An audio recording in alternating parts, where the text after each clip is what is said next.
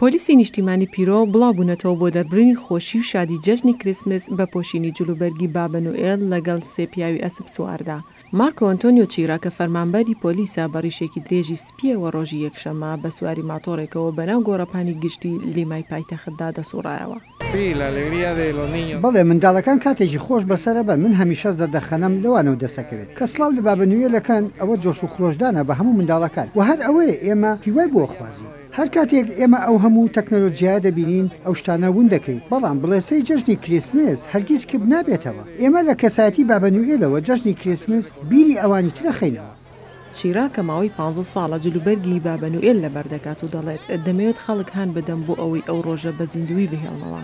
ئەو سێ کەسە ئەسپ سوارە پۆلیسەی تر کە یاوەری چیرا دەکەن جلوبەرگی تایبەتیان پۆشیوە. مەسیحیەکان پێیان وایە ئەوان سێ پادشان یا پیاوانی ئاینین کە دیارییان بۆ لەدایکبوونی مەسیح هێناوە.